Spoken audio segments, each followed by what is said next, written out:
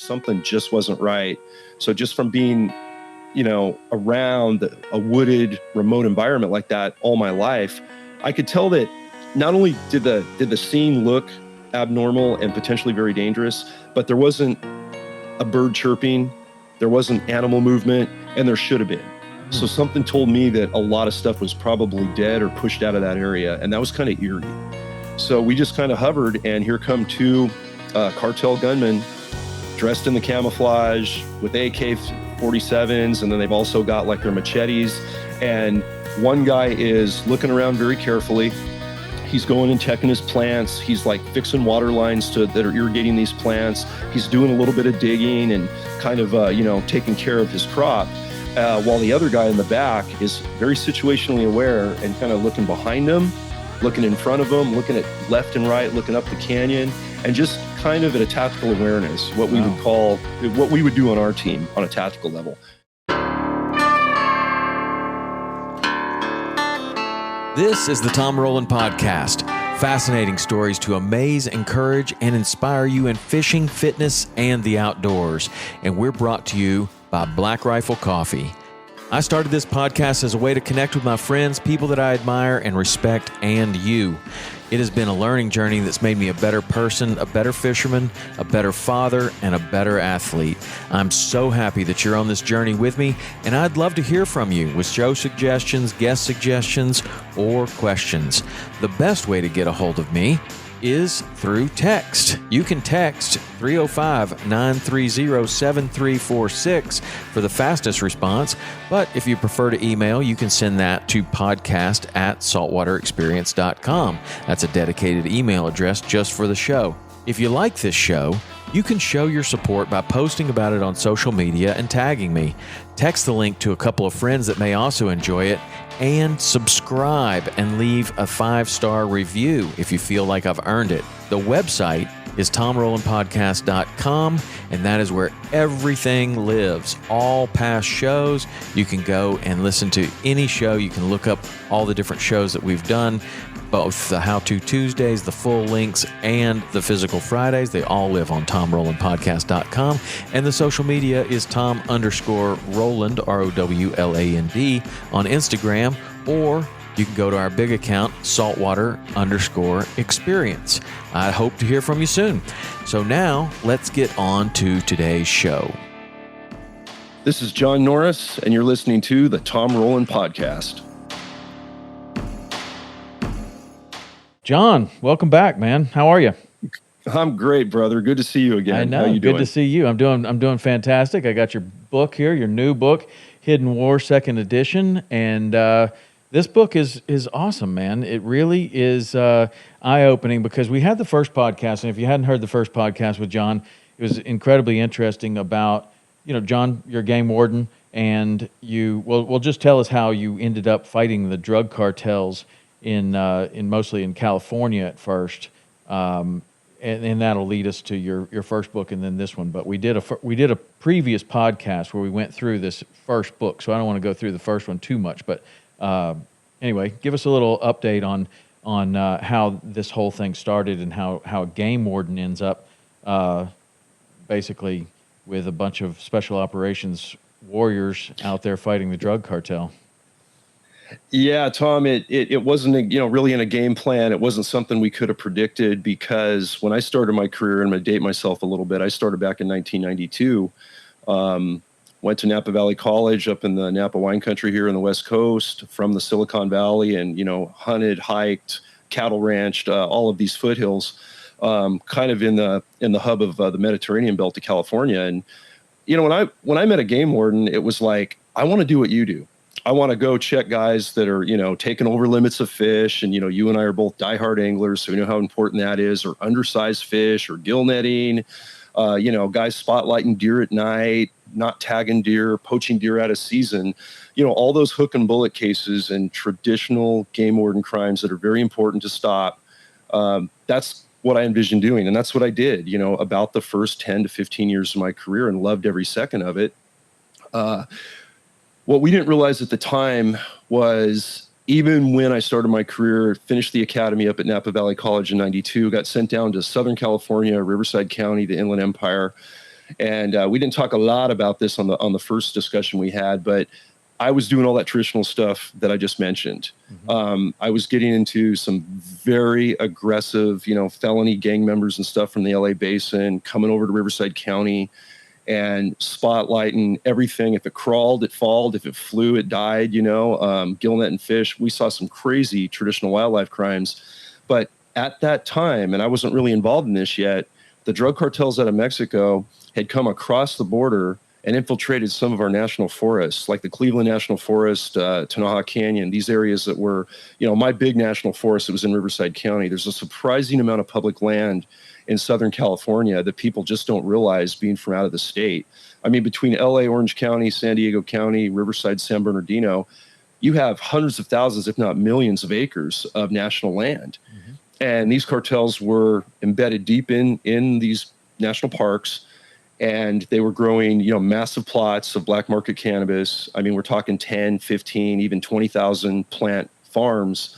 Wow. They were bringing across the EPA banned carbofuran poison to put on the plants to keep everything off of it, animals, people, whatever. And we had no idea at the time this was going on, at least on the game warden front. Forest Service was starting to do some of that work.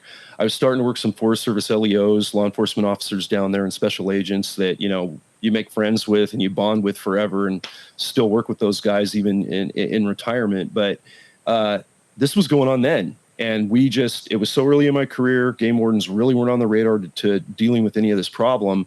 It kind of went on the back burner, but that's when it started.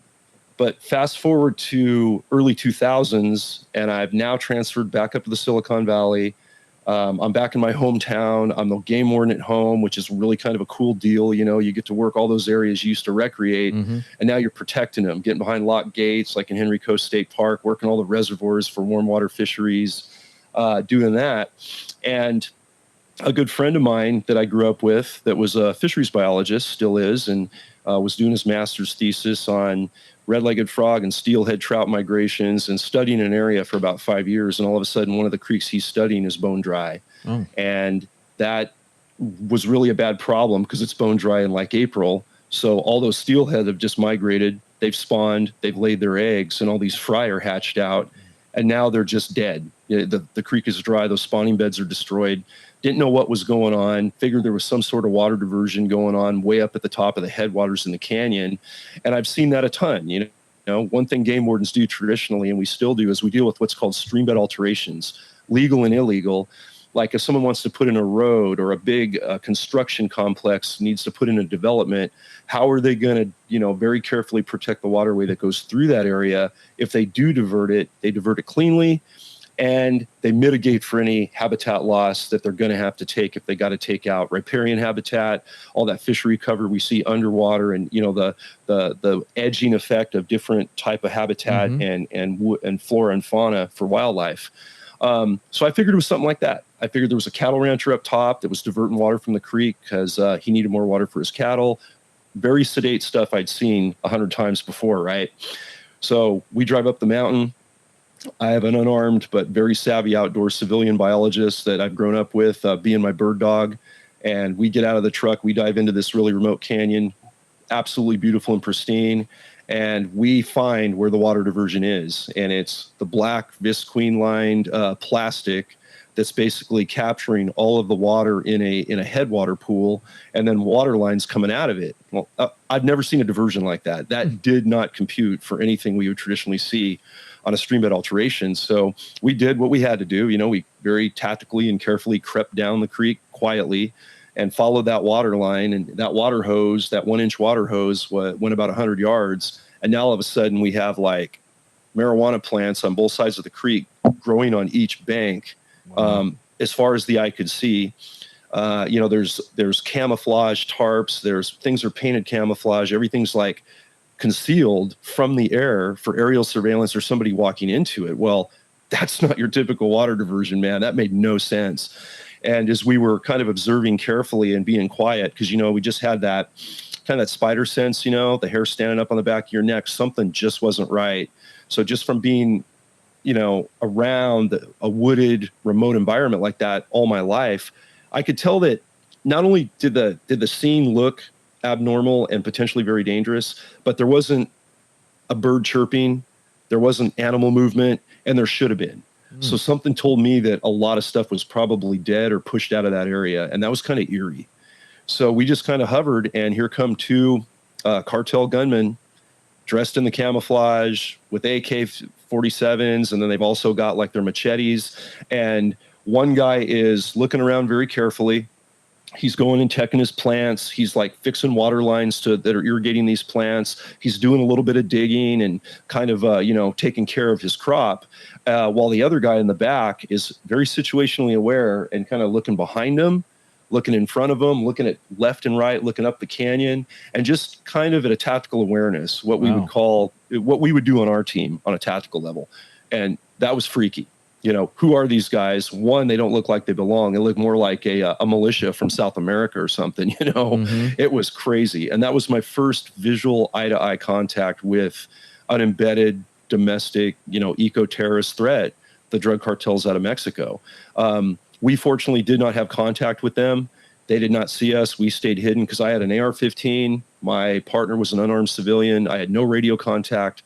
There was no cell coverage down in this canyon, and this was going to be a heck of a story to explain to my bosses if all of a sudden we're in a gunfight with foreign invaders for basically looking for a stream diversion. Right. And I've got an unarmed civilian with me, which we run with those folks all the time. They're part of our thin green line, and like you're part of the thin green line, being out there as an advocate for conservation. And if you're not gonna, you see a violation, you can call it in. You can be part of the solution and be a force multiplier for the very few game wardens that are on the ground, and that's who this gentleman was. He was that lifelong diehard conservationist. And now I'm responsible and feeling like, man, I can't get this guy hurt. We need to get out of here and hopefully not have any contact with these guys. And fortunately, we were able to hide. They didn't see us. They did their thing. They got about 15, 20 yards from us. And then they turned around as we were hiding in the creek bank, and they just worked their way out of the area. And as soon as the coast was clear, we hightailed it out of there quietly, watching our 6 o'clock, very carefully, very quietly, hiking 500 vertical, on a nice steep incline to get back to the truck and then process what we just saw.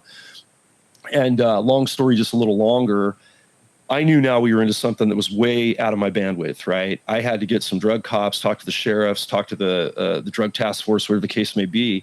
And so I started to work and get to know other LEOs, law enforcement officers in my particular area, Silicon Valley, that I just hadn't worked with before. And we brought a task force in. We kind of guided them in there about 3 weeks later when we could get it all worked out safely. And we raided that site, and we chased around those same two bad guys and did not catch them. Again, it wasn't our mission. It wasn't our tactics. It was just we were going along to help them get in and out of the area, kind of being, subject matter on it, knowing it. And we eradicated a bunch of plants. I think it was 7,000 marijuana plants. Had no idea about the banned poisons because they were definitely all over the plants. We just weren't aware of this stuff yet.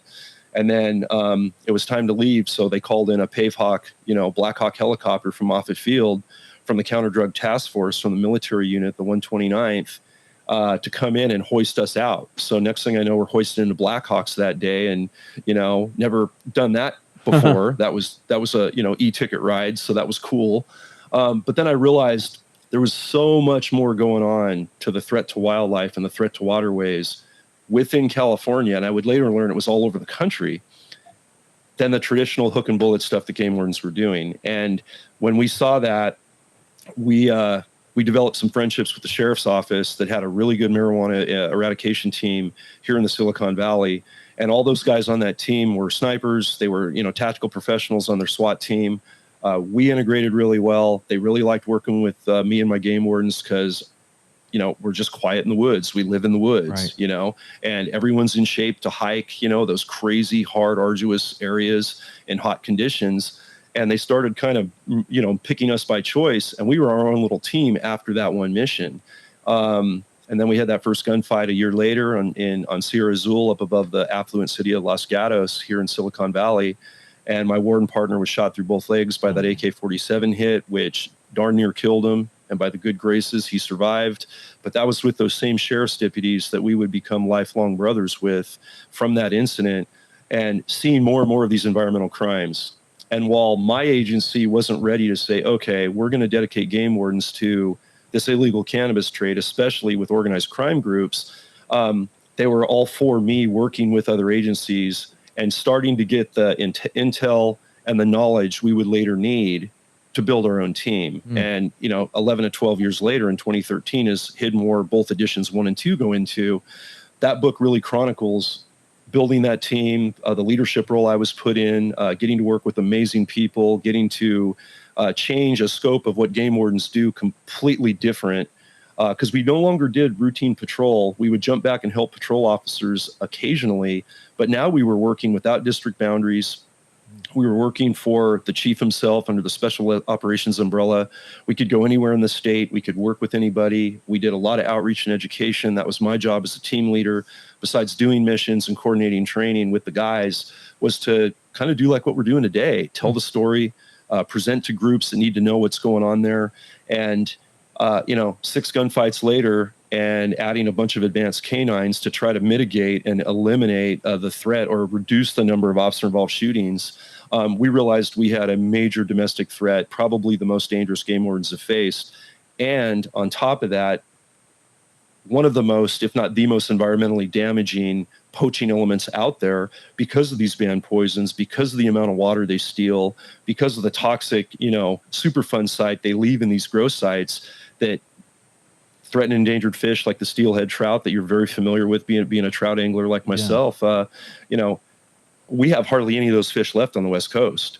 And one grow site, Tom, that these guys are involved in with 2 tablespoons of this carbofuran poison could wipe out a 2 to 5 mile creek. And that fishery's dead for years. Even if you raid that grow, restore the damage, clean the water up, you might not see steelhead trout, if ever, for 2 or 3 years. And I'll go back to that first case with my biologist buddy on that very first grow in 2004 that we found.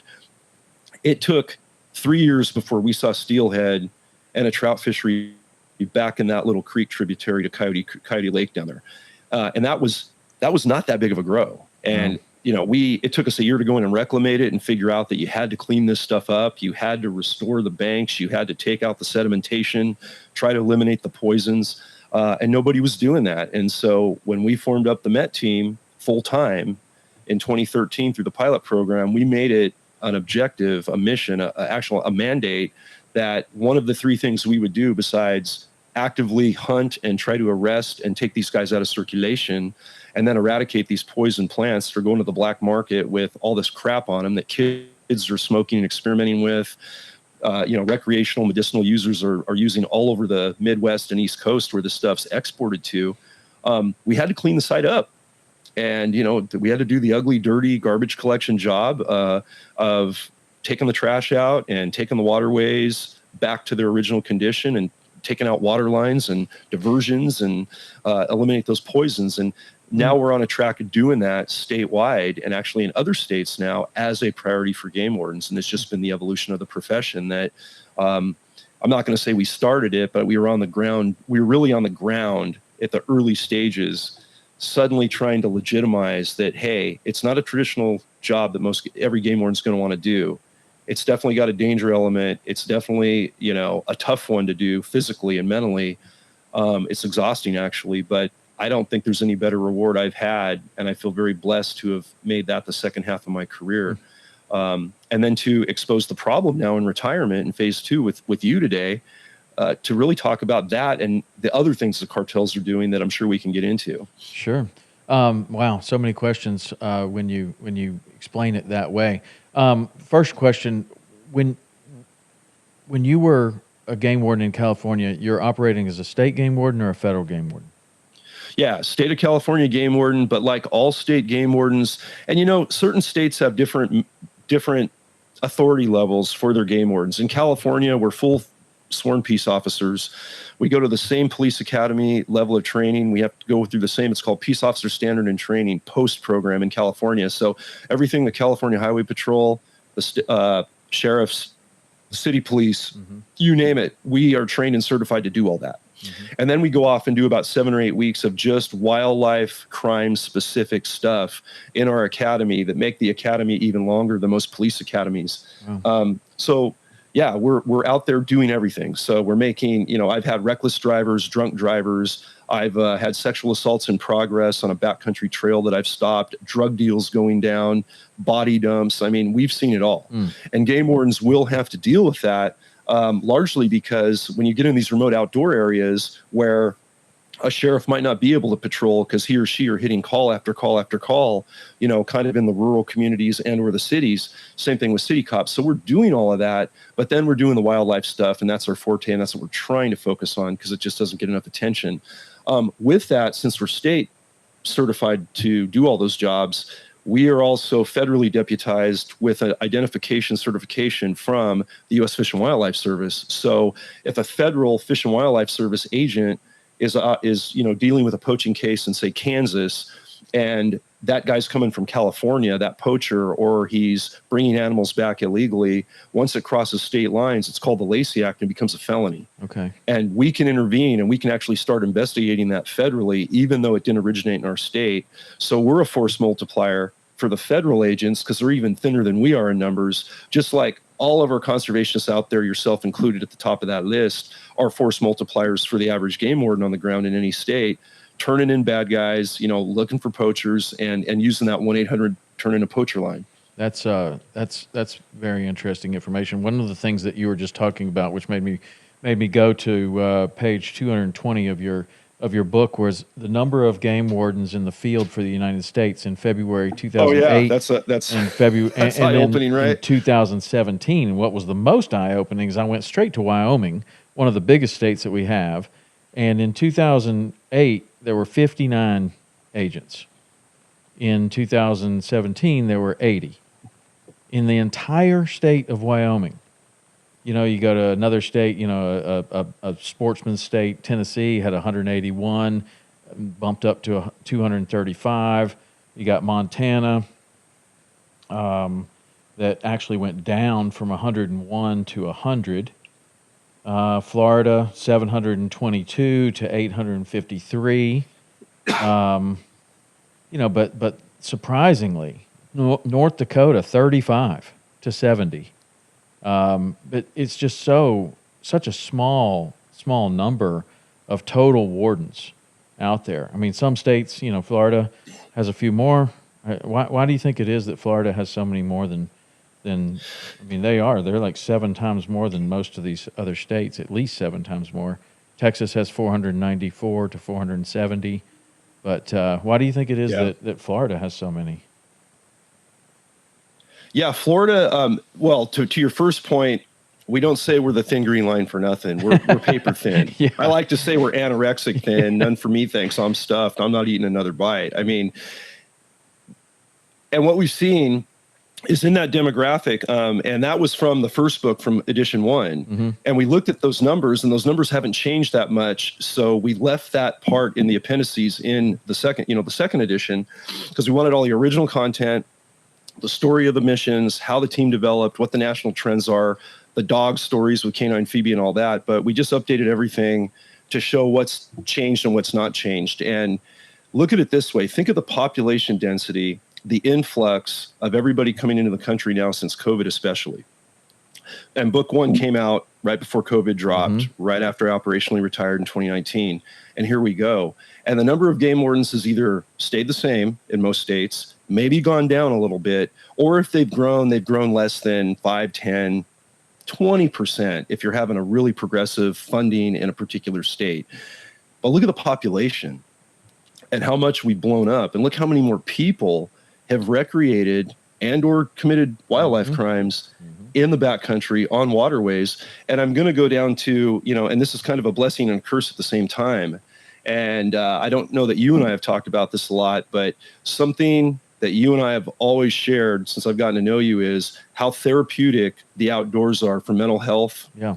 When you're on your boat, filming a show, not filming a show, with your family, casting that line, man, getting that first hookup, or just having that conversation where, there's a little more peace, there's a little more sensibility to the world when you're on the water. Oh, for sure. And you're not around all of this social media hit on all this, blood and guts and crime and violence and all this nastiness. It's the same way, when you're back hunting and in the backcountry and one thing we noticed through the COVID is the depression and suicide rate was skyrocketing, alcohol and drug abuse were skyrocketing, and then people finally started to get outside, and not just us that live in the outdoors and thrive on it and need to be there all the time, but we had a lot of people that weren't traditional hunters, they weren't anglers, maybe they hiked a paved hiking trail in a city park, but now they were going out to waterways and getting fishing licenses just to get out. Right. Just to breathe, and also getting hunting licenses and buying their first weapon when they were traditionally before that, anti firearm, thinking, hey, I might have to survive. Right. I might have to subsist and learn to hunt to feed my family because I live in a quasi-rural area, or I might have to leave the city because it's burning down. Hopefully not literally, but it's getting that scary. So we had a flood of people in the outdoors. Which I think was great. My co-host that Wayne Saunders for our Wardens Watch and Thin Green Line podcast, when we started Thin Green Line podcast about a month or two into lockdowns, we were really getting into that demographic of, people starting to flood the outdoors. What is that going to mean? It's going to be great for mental health, but you're also going to have a lot more impacts. Right. Because where the good goes, some of the bad goes. So cut gates, people in wilderness areas. I was seeing that up in, I'm in the most remote part of Montana now, living in Lincoln County up on the Canadian border. And I'm out through lockdowns, going into my, spring bear spots and going into the high lakes when I can first access them and finding a ton of poaching crimes, stuff going on. I'm having to call my local game wardens on, people in areas they shouldn't be in vehicles because they've cut locks and cut gates and they're just going for it. And they know there's no law enforcement presence out there because everybody was distracted, everybody was diverted, game wardens and forest rangers especially as well. So now you have all these bigger impacts, but really the number of game wardens has not gone up. So we put that in there to show that this thin green line keeps getting thinner and thinner and thinner, and that game wardens are important to get as many out there as possible. If you talk to most chiefs in most states, they will tell you, I would not have any problem. I could very easily keep double the amount of game wardens I have working for me right now in this state, busy 24/7 if they choose to be. And when you add things like this, illegal cannabis cultivation from the cartels, that's a whole nother challenge. I mean, in California, because cannabis regulation is the hot ticket now, and we've been recreationally regulated under Prop 64 since 2 years before I retired, and it is failing to stop black markets. It's incentivizing the cartels, which I know we're going to elaborate on. But now almost 100 game wardens out of 450 to 500 game wardens in California are dedicated just to cannabis enforcement. Wow. On private land inspection teams, there is the tactical unit, the marijuana enforcement team that I co-founded, and those guys are out there relentless, and they're helping private lands, they're doing public land stuff, and there's no end in sight. So when you add those challenges, you're pulling game wardens from doing all of that traditional hunting and fishing stuff, water diversion problems, water pollution, offshore oil spills, hunter education, for the kids, and helping promote the hunter education program to bring anglers and conservationists from the next generation that we definitely seem to be losing as we go more urbanized and we get less, outdoor wear families. So it's a constant fight. And that's why I'm so passionate about telling the story now without any restrictions and being able to speak very honestly about what is going on, not only in my old state of California, but the nation, of why the thin green line is important and why game wardens are important and why guys like you and me and our families and everybody in the outdoor sports world are critical to saving our resources for the sake of everybody. Right. One question here.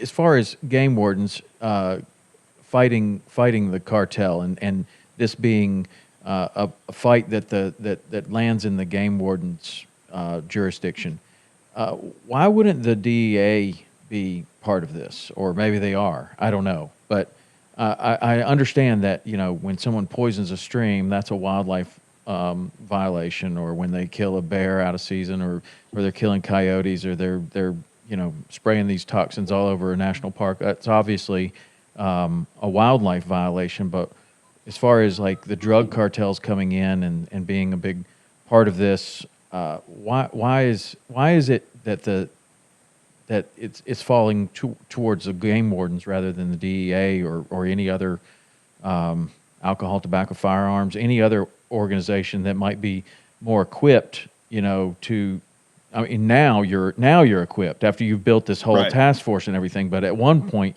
you're not. And so you have to become equipped. So why is it that it fell to the game wardens? Yeah, that's a great question, and it's really kind of just, I want to call it traditional areas of operational expertise. What's your normal MOS of an agency? And DEA they have to wear a lot of hats, because we're talking about toxically tainted cannabis on the black market from cartels. We got to remember these same cartels are importing and trafficking massive amounts of cocaine. They're cooking in dirty labs within this country and as well in Mexico, methamphetamine. And now, and I know we talked a little bit about this in our last conversation, but this new fentanyl threat is just, since you and I talked, I mean, it's gotten exponentially worse. I think we're up to 120 to 150,000 deaths nationally, ages like 16 to 45, and even younger for some of these kids.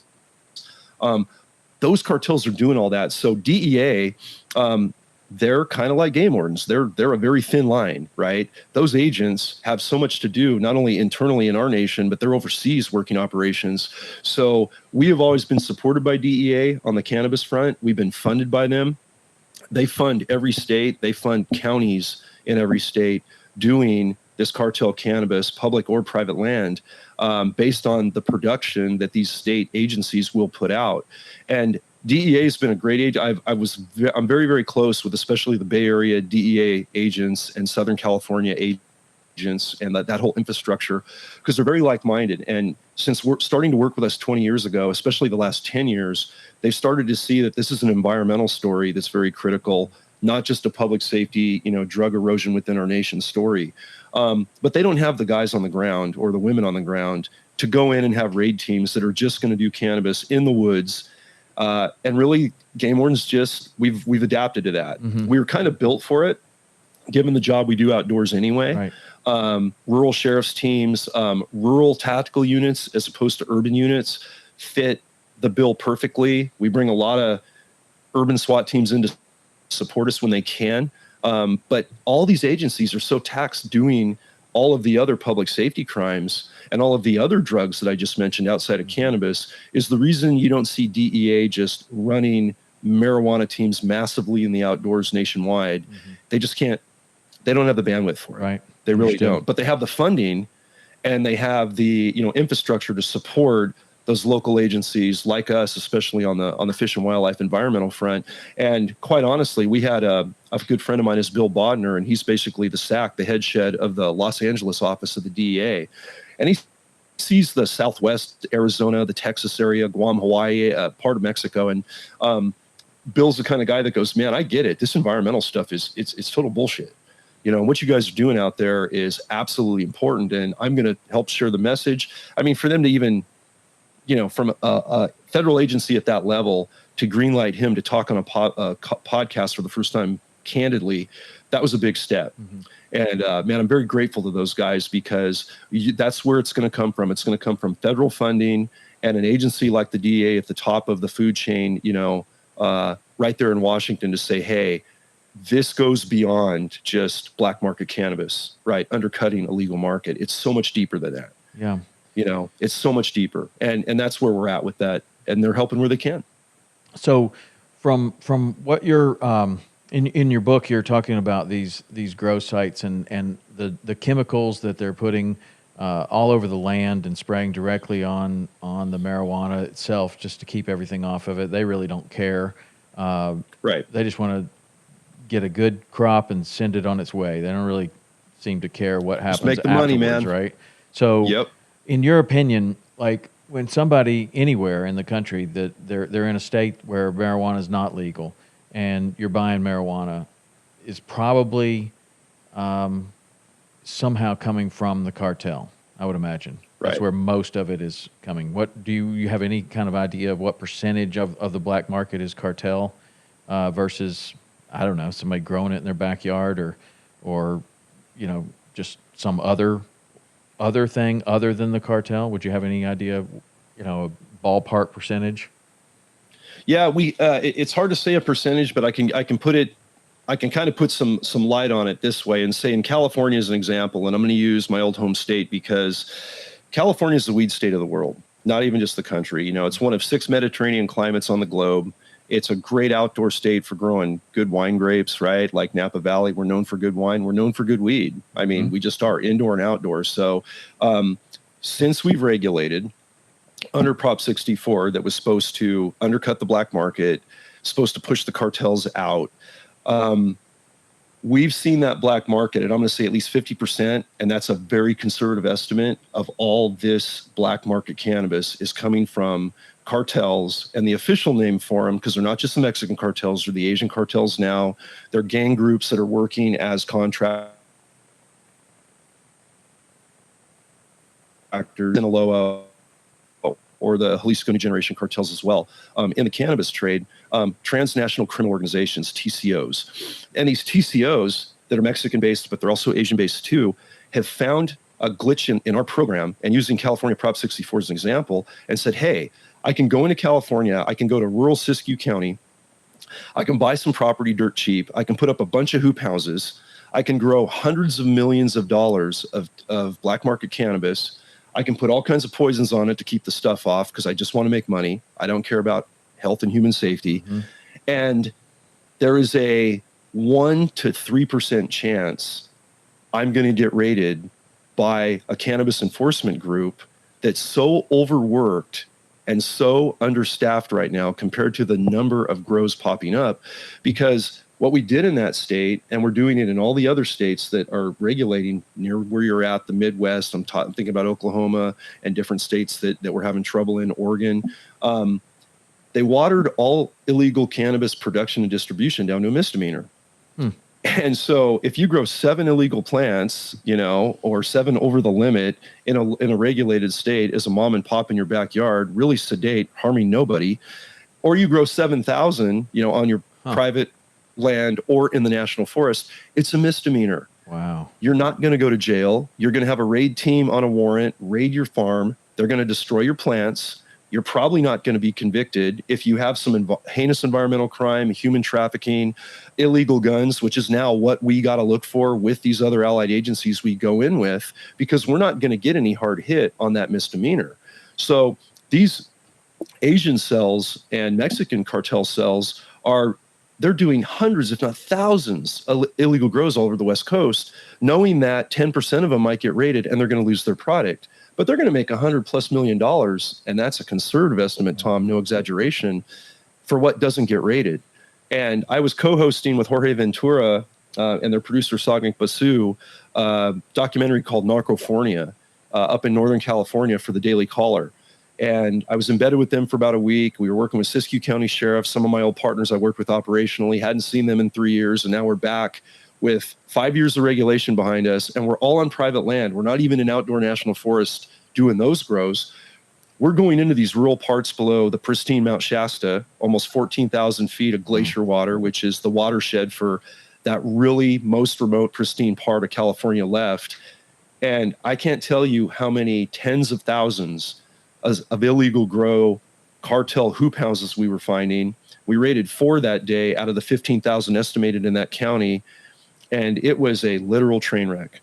The amount of plants, the illegal wells that were dug, the water diversions, the poisons in the water, water trucks, you know, driving into like the city of Doris in the middle of the night and tapping their massive public water supply for the whole city and for the school and everything else, and just stealing that water in the middle of the night in 20, 30, 40, 100 water trucks to get enough water to grow this illegal weed. Wow. That gets put on U-Haul trucks and goes straight back to where you're at and the Midwest. And we're watching these, you know, as a civilian looking covert documentary team, watching these crews all day long, daylight and after dark, get on, you know, Highway 97 up there and start that eastern run right in Northern California to take all that weed back east. And literally nothing was stopping them. And you talk to the sheriff that's doing the best he can, and he's just, his hands are tied with his little agency and some great marijuana cops that I've worked with forever. They're like, yeah, no one's helping us. Governor's not helping us because we're not allowing the regulation in our county. We know it's not going to work. It's failed. We're not getting federal help. And at what point do you declare this threat to our American public and to our waterways and our wildlife a national emergency enough to have federal intervention and say, okay, we need to handle this like a massive earthquake that just leveled a state, or a massive wildfire campaign, and not only throw money at it, but get a task force and bring in 300 officers and go hit a strike team and go grow by grow, and, you know, look at regulation changes so we can get some felonies back in this. I politicked adamantly when I was lieutenant of the team and we knew regulation was coming, and I was doing presentations to lobbyists, governor staff, conservation groups, grower groups that were going to come out and be legal now, angler groups, you name it. And I said, guys, we know we're going to regulate. We think if you're going to regulate, this could actually help stop these cartels. Just regulate correctly and don't lessen the heat or the acceleration of going against these outdoor criminals. And they did just the opposite. They watered it down to get votes, to get it to pass. They saw big dollar signs. And, you know, between the money and the special interest, when that starts driving the bus for policy, especially on cannabis regulation, wildlife, waterways, wildlands, and more importantly, public safety are going to suffer. And that's why it's the Wild West in Northern California, and something we're trying to blow up to say, red alert, guys, this is what's going to happen in every state. And it's the direction it happens in every state because everybody sees those dollar signs, Tom, and that's the problem. So massive percentage of cartels doing it because they can. I mean, we're inviting them in because of the law structure and giving them a free rein with no deterrence because they have nothing to lose except a couple plants. It would seem like to me that, well, first of all, this is the side of the story that most people don't see, that they're thinking, oh, we'll legalize marijuana. It's going to be great for everybody. It'll, you know, we won't have to chase down these criminals and everything, you know, for a little bit of weed. You know, we won't be putting people in jail. There'll be less people in jail, all of that. And that's a fine story, but they're not hearing this side of the story, which is that, yeah, that's not the problem. The people that are buying, you know, $10 worth of weed on the street, that's not the problem. The problem is, excuse me, poisoning your entire watershed trying to grow this. And it would seem like that when you make it legal, that it would discourage this type of activity, or that when you make it legal and people are paying the proper fees and the proper taxes and getting the proper licenses to do this, that the government would be like, okay, well, we are going to make sure that we put the hammer down on illegal grows. So we're protecting the people that are doing it legally, and we're really putting the hammer down on the people that are doing it illegally. But it seems like that once it became legal, that the illegal black market has grown far more than the legal market, which has actually grown. I mean, and so why is that? I mean, why is it that when you legalize it, it enhances the black market? Well, and that's the heartbreaking part about this whole thing, man. And, you know, I keep in touch with my old teammates and the new guard, you know, and watch what's happening in cannabis enforcement very closely in California, because it's a template now for what I discuss, like we're talking about today, and with every state that's looking for prevention to make sure this doesn't happen in their state. And then looking at national regulation as an option, and what would that look like with the current administration looking at federally regulating and allowing regulated cannabis nationally. It's just poor law structure. That's the bottom line. It's not because we don't have the people that can do the enforcement correctly. It's not because we don't have the heart of numerous law enforcement officers, well beyond just Fish and Wildlife, my old agency, that want to see this stuff organically pure if it's going to be on a legal market, you know, that it's documented properly, that the cartels are not in this mix, that they're not embedded, either poisoning our people or undermining the legal market. So when you make that crime of illegal cannabis anybody violating the cannabis law now or not doing it under proper regulation, to make that a misdemeanor, I mean, a traffic violation is a misdemeanor. Mm-hmm. You know, most non-violent crimes are misdemeanors, and they don't have jail time as a deterrent, especially with the way our jail systems are now, and the overcrowding and everything. There's just no deterrence to keep them from doing that, and there's no incentive for legitimate growers to stay in a legitimate market. Yeah.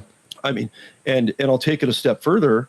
And, we're in post-production on the Call Sign Trailblazer documentary right now, where we interviewed several legitimate growers that had previously been black market growers, way back in the day. And they saw this opportunity in California to come into the light. They always, even when they were doing it illegally, they were very environmentally conscious. They were conserving water. I mean, squeezing every drop of water they could and using as little as possible on their cannabis to make sure they used, they didn't impact the watershed any more than they had to. Completely organic, what they call DEM, Dragonfly certified, which is, it's so stringent, and the stuff has to be so organic, it even exceeds like what our agricultural fruit products and vegetables we would eat. And those people that are now in the regulated market are going broke. They're being undermined by the black market and the cartels, and they're done. And they're absolutely done. They're going to get out of cannabis production entirely because they're literally losing their rear ends every single year. It was crazy to see that as we're interviewing these growers, it's not only the cartels undermining them through the black market and poor law structure, meaning we're incentivizing the black market right at the governmental agency level and regulation level, but the infrastructure of the distributors that are supposed to pay these legal growers for their product that they put out on a legal dispensary market, because these farmers, by the law structure, cannot sell directly to consumers like a farmer's market, right? They have to go through a distributor, just like a retailer, in sporting goods, to make an analogy that you and I are familiar with, or our brands. And these distributors are not paying these growers. And I have one grower that her and her husband have an exemplary grow site. It's got Department of Fish and Wildlife, certified, inspected signs all over it. Their water conservation model was something I'd never heard of. It was awesome. Like a $1.5 million outdoor grow site up in Lake County. And she said, I've had distributors, they've got award-winning cannabis, completely certified, organically pure, winning awards, and I think she said $600,000 were owed to her and her husband from these distributors, 3 different ones. Wow. And she hasn't been paid a dime in like 2.5, 3 years. And there's no backlash on these distributors through what they call the Department of Cannabis Control, the DCC in California, because they're not equipped to deal with this. There's no accountability. So we legalized, we saw dollar signs, we made it a misdemeanor out there. We invited all the cartels, Asian and Mexican, to come into California, and now and many, many other states. And that's simply why it's not working. Is when you start enforcement with a poor law structure like that, you've kind of crippled, hogtied all these officers where they're walking around hopping on one leg with everything else tied behind their back. And, that's kind of a brutal analogy to look at it, but that's seriously what's happening. And it's something we're trying to turn around any way possible. And not only California, but nationally. Well, it seems like with it trending that direction, that the legal growers are going out of business and can't make it, that there's still a market for medicinal marijuana, legal dispensaries. So where are they getting their product? Does that lead to getting cartel weed into the legal dispensaries somehow or another? There is some of that getting into the dispensaries, but most of the dispensaries, by and large, that we see generally have what they call seed to sale tracked cannabis, and it is done legally. It's registered. It's not cartel run. The problem is that the black market has undercut the price so much that even all black market cannabis right now is down to $300 to $600 a pound, which 3-4 years ago you're talking $2,500 to $3,000 a pound. Wow! So most of the black market cannabis that's produced in California is going back east through kind of a vertical distribution model that the Asian cartels are really getting great at. Especially, we noticed on what we were seeing in Siskiyou County and seeing this stuff go back east. They're making the big money on the black market on the cartel front. The dispensary folks, they're barely breaking even. Yeah. And you're going to see more and more dispensaries go under because they're going to experience the same thing that these regulated growers, right, that have this pure product on a farm, like I just mentioned in Lake County. That stuff is slated to go to dispensaries. That's the good stuff going to dispensaries. But because it's so undercut on the black market, people are buying their stuff off the black market because even though the stuff is largely toxically tainted. What's that? You think dispensaries could be buying off the black market because it's so expensive otherwise? Or is that's not what you're saying? Right? Just to be clear. No. There is some of that going on. I mean, obviously, some people are going to to stay in business and stay afloat. You're going to see some black market in dispensaries. Right. We've tracked it in the past. It's not. We don't know the full extent of it because it's something you just can't deal with all the time. With all the stuff going on the raids we have to do on the legitimate black market, illegal. We know this stuff is illegal. We know it's going to the black market. I'm dealing with that, but. The dispensaries are getting their legitimate weed from these legitimate growers through that distribution model. And these legitimate growers aren't getting paid. And then the dispensaries are getting less and less and less money for regulated, toxically, pure cannabis. And then they look at their registration and their inspections and their oversight and their overhead, and it's massive amounts of money, and it's always always in the red now. Unless you're a massive conglomerate right now, dispensaries just aren't thriving. That's really strange because you would think. I mean, a lot of people say, "Wow, that's the business to get into," right? Like, I mean, it seems like they're popping up all over the place, and it seems like the public demand is higher than ever, and it is. It seems like that the dispensaries would be the business to get into. What just out of curiosity, what organization determines like looks at the dispensaries and makes sure that they're not getting, black market product, that they're going from seed to sale, they know exactly what they're getting. Who is that? Is that the DEA or who does that? Yeah, it's actually a group of people, and it's under the department, that Department of Cannabis Control is an example. DCC in California is a group that Department of Fish and Wildlife's Cannabis Enforcement Program team members, my old partners, are now working with. The Water Board is working with it. They have inspection agents that are part of DCC that may not even be law enforcement necessarily from an agency, and they're responsible for that. And that literally this last year, right before the new year, started to really ramp up. And we started to see kind of a political shift of agencies like ours that are working all over the state from a law enforcement standpoint, integrate more with DCC, Water Board with DCC, federal agencies, Forest Service, possibly if they had to, because the stuff's on federal land that we're doing state and federal enforcement on. Any of the stuff that's still in the outdoors, we're going to deal with that group as well if it's illegal cannabis and making it into a black market. So groups like that are going to end up being formed. And they're not a law enforcement entity. They're a regulatory agency, right? Kind of like the EPA. Right. It's going to rely on your cops from your agencies. all of the dispensaries, no matter what legal state you're in, heavily regulated by those people. You would say? I mean, that's safe to say that they're heavily regulated.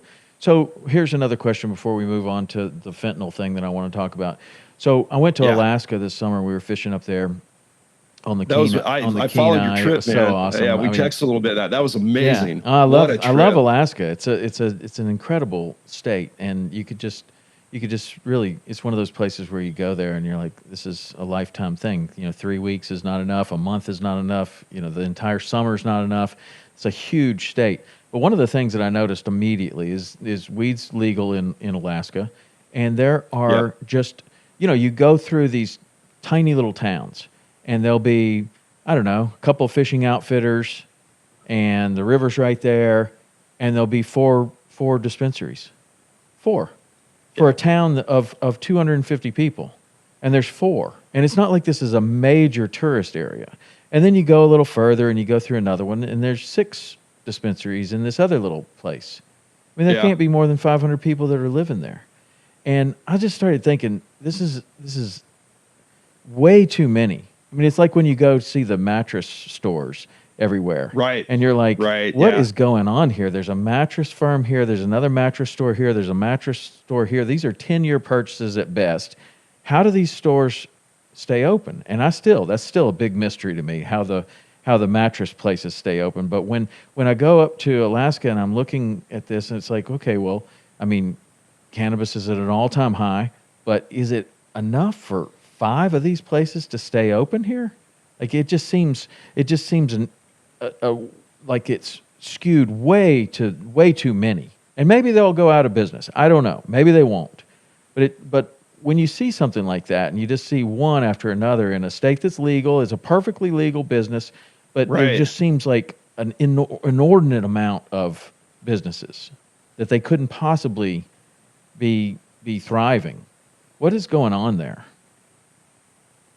Yeah, I'm baffled by the same thing, man, because in the home state of Montana, we have regulated cannabis in Montana, and I'm seeing dispensaries popping up in the Flathead Valley. Right. Montana's another making state. Airport runs, like you're saying, exponentially.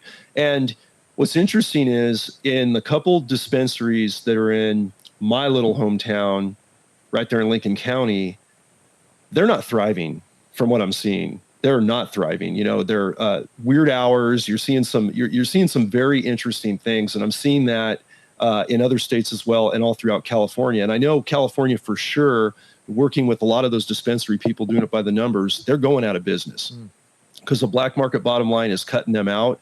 And they can maybe go a year, they can go 2 years, they'll be able to move product. But when you look at the permits required, the business license, the inspections, the inspection, seed to sale structure, it's pretty regulated, man. It's pretty locked up and it's very solid.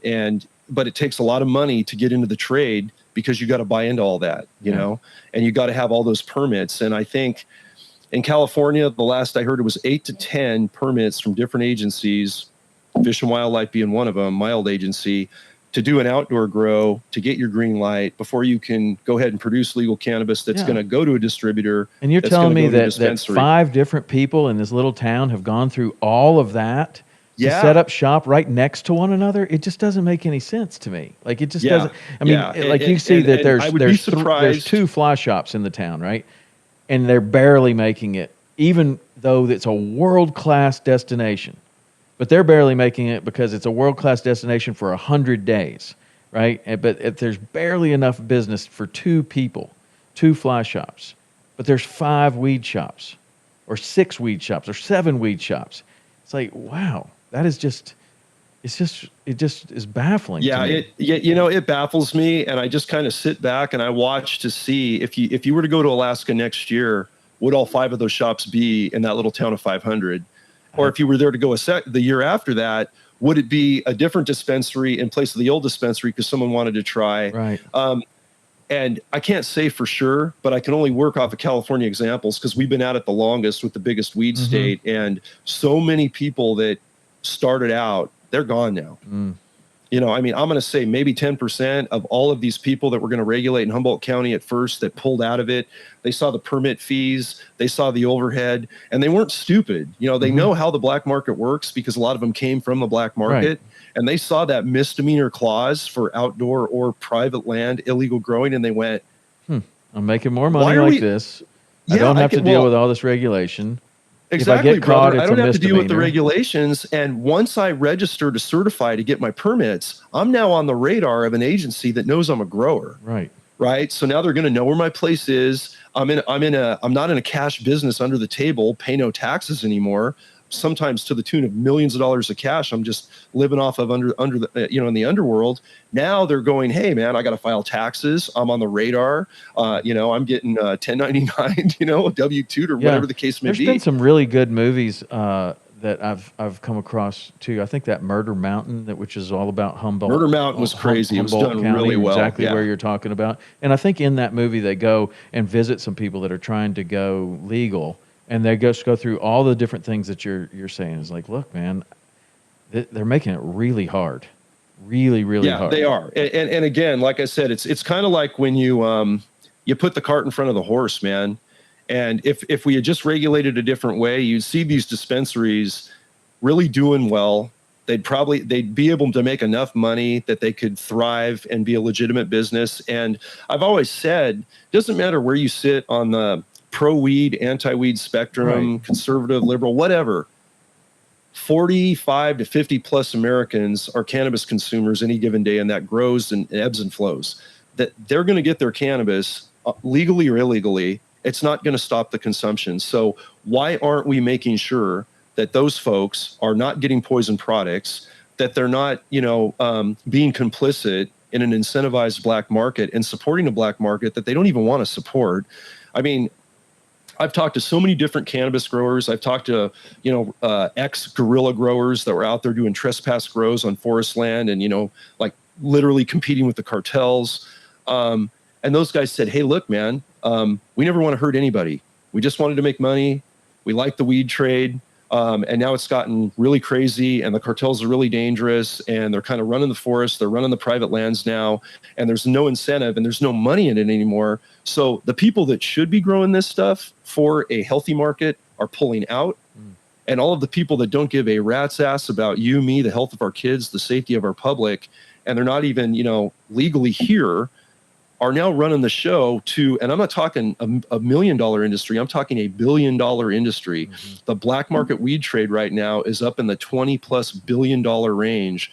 We're getting estimates of how much money is undercut by cartel groups largely. So when we look at all of that, there's got to be a change, and either national regulation, like the wine and the tobacco industry, that's been brought up a lot, and that would realistically have an impact. And just regulating properly. Don't make illegal growing, indoor or outdoor, a misdemeanor. Yeah. Because we know there's associated environmental crimes, and anybody that's going to do it illegally usually isn't conserving water. They're not, protecting the creeks next to their neighbor. They're usually taking the water they need, because cannabis is like any other agricultural product. It takes a lot of water, even when you conserve. And when you're making a lot of weed and a lot of money, you're using a lot of water. Right. To the tune, an average is approximately 5 gallons per plant per day. Wow. And that's a lot of water per day, especially in a for state some of these strains like that take California. 7 months to, right? I mean, it's already a state that is in dire need of water in certain places. And then, wow, that's tough. So let's talk about, you were talking about the health of us and the kids and everybody that might, be getting marijuana on the black market or on the legal market, I guess. But when they use all these chemicals on the plants that are chemicals that you say a tablespoon or 2 tablespoons could kill an entire creek, and that's what they're spraying on this plant. How do people know like what they're getting? Do they know? That's Is there the problem. any way to know? Yeah, that's the problem. They're not going to know, because the carbofuran, when it goes on the plant, they spray it like in an irrigation sprayer, and it'll go on and look kind of like a white mist, like like misty white spray paint, or like bird droppings, or like liquid paper. But then after about 24 to 48 hours, it'll dry and it becomes invisible. So it's on the plants, but you can't see it. And that sheen is only visible on the plants the first couple days it's applied. And that's how, like, if we walk into a grow and we see these sheeny white plants, even with our masks and our nitrile gloves, it's too toxic to even touch. Wow. Even with protection equipment, it's too toxic to eradicate, because it's going to contaminate nets. It's going to contaminate us. We could possibly breathe this stuff in and have respiratory failure, blindness, all the nerve agent and toxins that are in this insecticide. They're pretty immediate, man. And it's acute. So that being said, people don't know. You don't know. Unless they really know they got dispensary stuff that's been, DEM certified, and it's been tracked seed to sale, that they got a pure product that doesn't have, and not only the banned inorganics or the banned pesticides like the carbofuran we're talking about. And, you can't get that in this country. It's a felony to use or possess now, because EPA determined 20 years ago this stuff is so toxic. But it is still available in Tijuana. It is available in third world countries. So the cartels import it to continue to use it under their business model. But even other pesticides that a lot of dispensaries are saying, oh yeah, we're completely organic, we don't use any pesticides or byproducts on the weed. That's total BS. I talk to black market growers all the time. I've got people that are going to be disguised in the documentary talking about this. They're like, you have no idea how much garbage is going on these plants. And even if it's not carbofuran from south of the border, stuff that you would never want to ingest on any level that is, a commercially available pesticide or insecticide. Jeez. And it's a lot. It's a whole lot, because there's so much of it. Again, the black market is really driving supply right now. So there's no telling what you're getting from California weed or from these other states where you're at in Tennessee, or what's happening in the Midwest. So people just have to be extremely careful. And if they're working with the dispensary, they got to know it's a regulated dispensary, that seed to sales being tracked, that the stuff's being tested, it's being looked at, and just being careful. Wow. And then now there's a whole other thing with fentanyl. And we discussed this a little bit on the last one, but fentanyl, I know someone that just died of fentanyl, 18-year-old boy that got it in some kind of pill, and accidental, one pill, that's it, done. Yep. And but it is getting in marijuana as well, and in both synthetic marijuana and real marijuana. In all the different, I don't know where you can get fentanyl, but for somebody that doesn't know, we have a lot of parents that listen to this podcast. We have a lot of dads and people. For somebody that doesn't know about fentanyl, what is it and why are we having this massive outbreak of fentanyl deaths? And generally they're accidental fentanyl deaths from what I'm gathering, and I don't know anything about it because I'm a parent and I'm concerned about this, and I'm concerned that my kids might get something. Who knows what it is, and it only takes a tiny amount. So what is going on with the fentanyl, especially as it pertains to your specialty, marijuana, and how would you protect yourself from that? Well, it is by far, I consider it, the new national evil.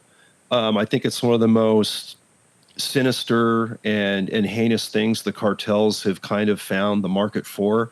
And fentanyl is basically a synthetic opioid that is 40 or 100 times stronger than pure heroin as an opiate. Wow. And this fentanyl, it's made cheap. And, 1 kilo of fentanyl obviously is mixed to cut heroin. It's put in synthetic marijuana, like you said. And what's so sinister about this thing is there's such a massive black market financially for the cartels that they're leaning and putting a lot of emphasis on the fentanyl right now. Like, we have heard on the black market intel circuits that the drug cartels out of Mexico, for instance, typically doing all the outdoor national forest, tainted cannabis black markets for weed, they have totally slowed down on that. Now, the private land stuff and the hoop houses that I just talked about in Siskiyou County, they're still doing that because that is still a profitable market for them.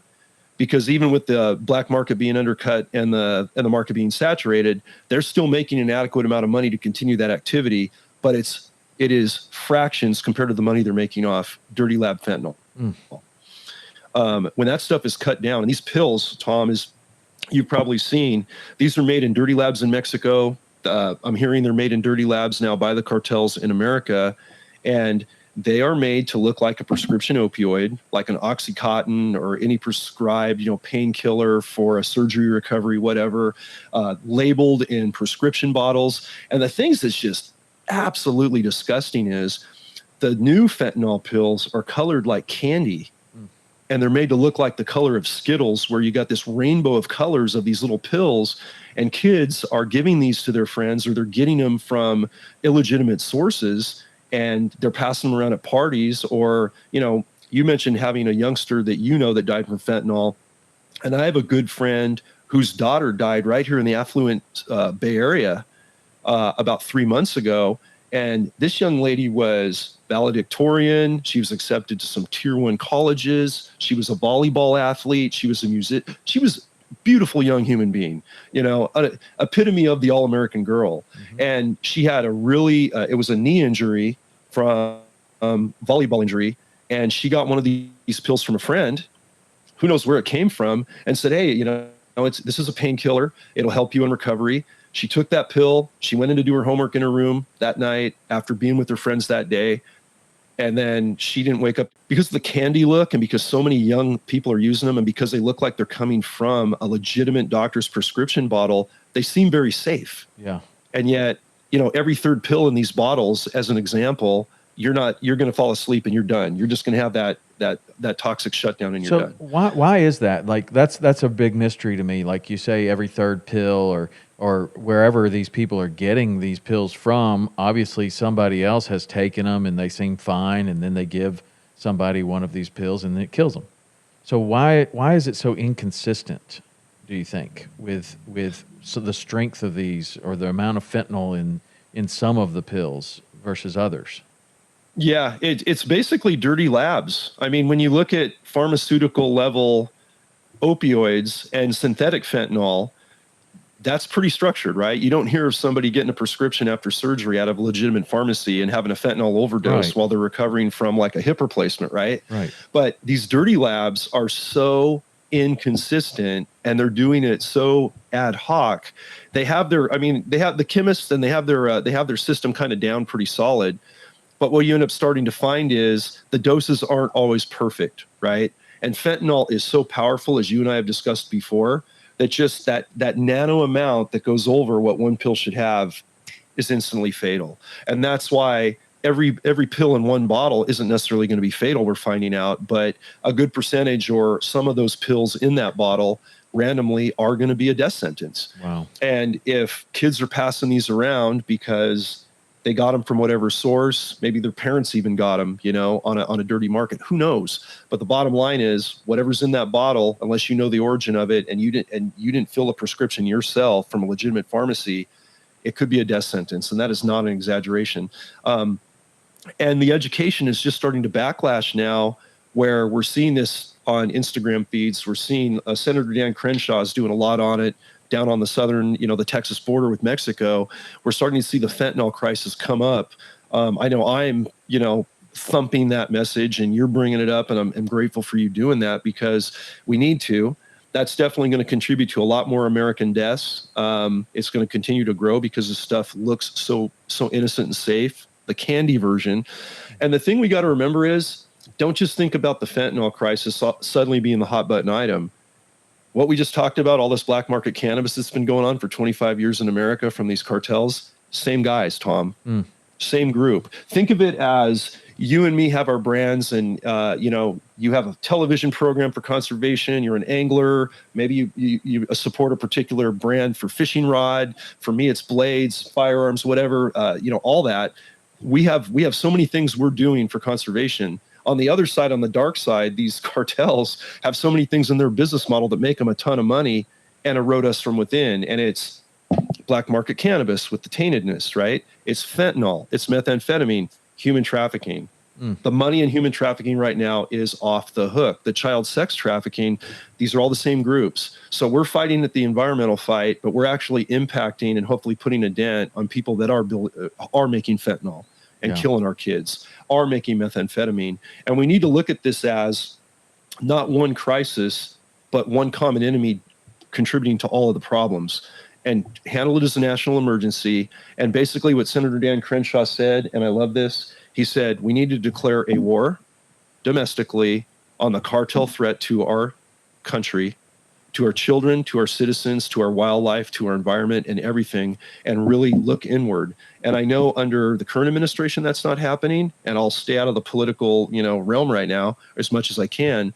But whatever we do in the future, that has to be a number one priority, or we are going to lose from the inside out. It's just going to happen. More people are going to die. The black market's going to run rampant. But the awareness that people are taking and the backlash on both sides of the political spectrum is encouraging to me, because I think people are starting to wake up, and they're waking up through podcasts like this, the documentaries we're putting out.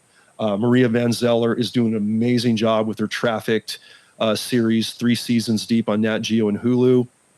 She was just on Joe Rogan again. They were talking about Hidden War and myself, and I gave her a big kudos for that. And she did an episode on fentanyl. She did an episode on black market weed. She does human trafficking, organ stealing. That show's called Trafficked, and it's on called Netflix? Trafficked. Yeah, Trafficked. It's a Nat Geo show originally, but it's being streamed on Hulu right now. On Hulu, okay. All 3 of her seasons. And yeah, we just sent her a new Hidden War second edition. She wanted one of those after hearing about what we were doing, and that's what we're going to need to put out there. We're going to need to really make that a priority nationally, man, and take it back from internally. And I think we're starting to, and it's encouraging right now. Wow, incredible information, man. I would highly encourage people to read both of your books, Hidden War and this Hidden War second edition. It's right here. Well, I'm honored you got your copy. I'm holding the copy. Yeah, and look, one thing I will point out, brother, he signed it for me, which is super cool.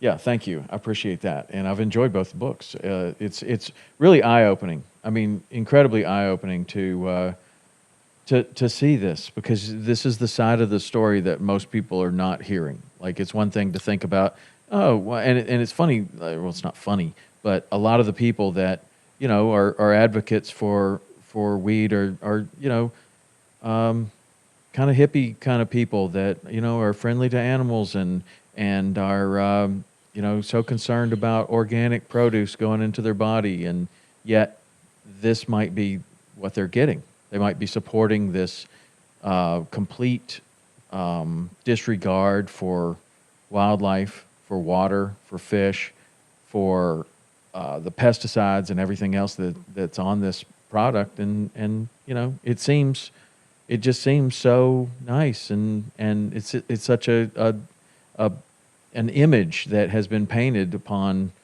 of just this peace and love and all of this, but this is the other side of it that is absolutely not that at all.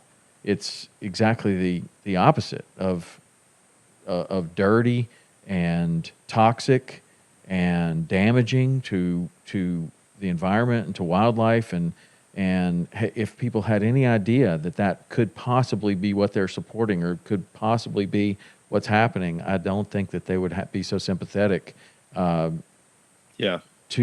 just whatever. I mean, and I think it's interesting where you stand on this is like you never make a stand on whether you're for it or against it or what. And I'm not either. It's like that's not the point here of right. discussing Thank this. you. It's not about whether you're for it or against it. It's here, and your kids are going to be.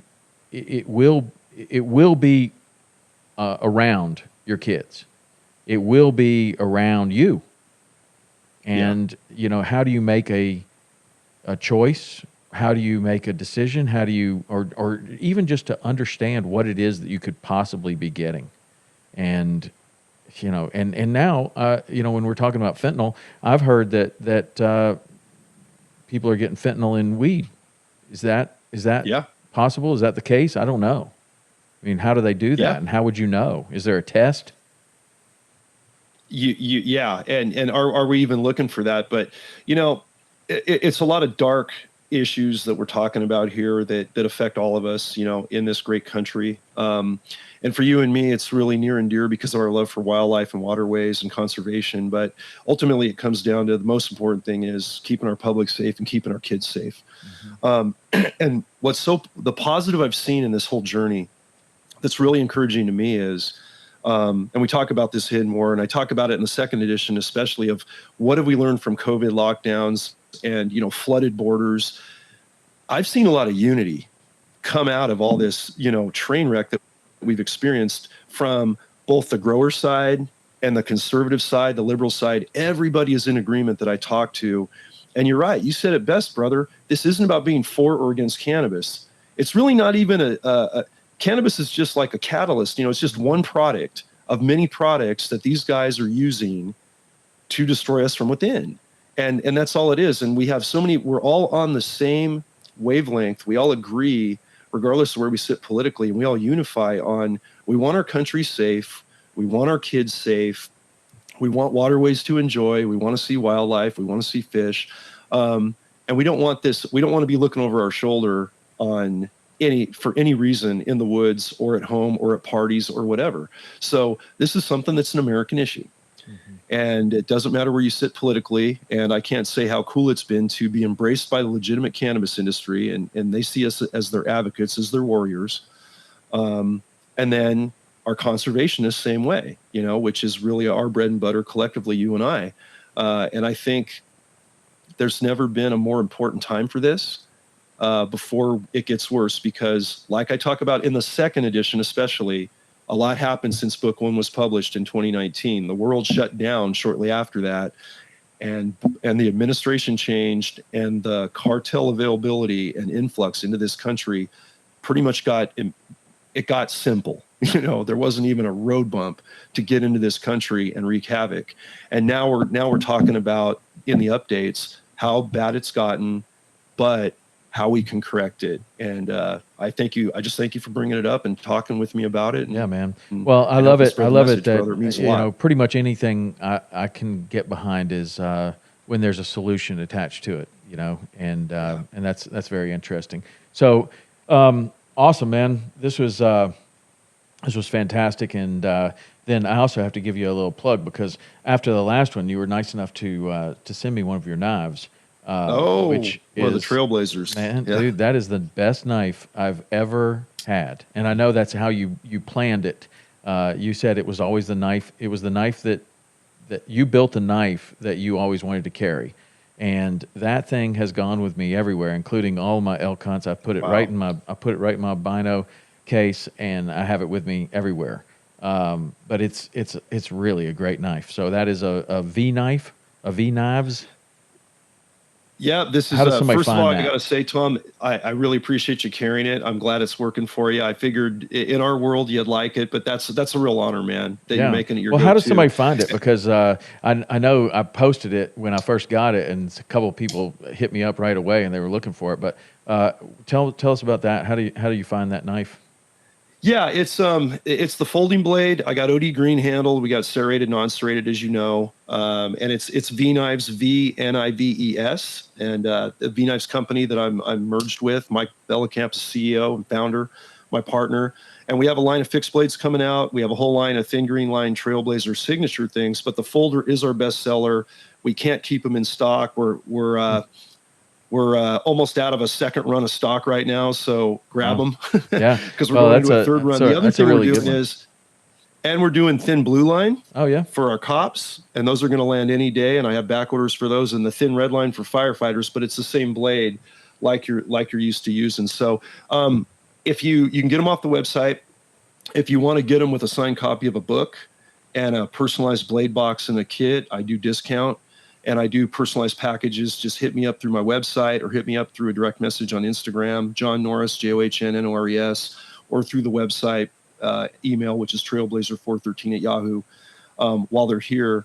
And I'm glad you're carrying it, man. Yeah. It's I like it so much that and we talked about this, but this is completely unsolicited.